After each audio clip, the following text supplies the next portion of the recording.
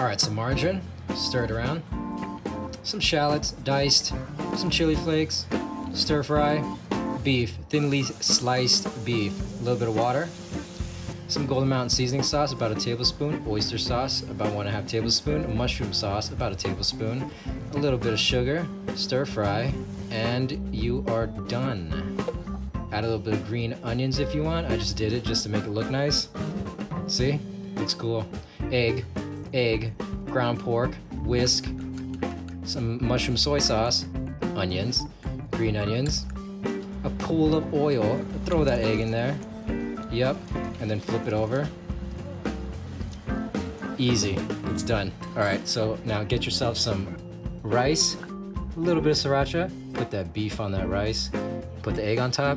Sriracha, egg, beef, rice, and yeah. Yep. Dude, that's it.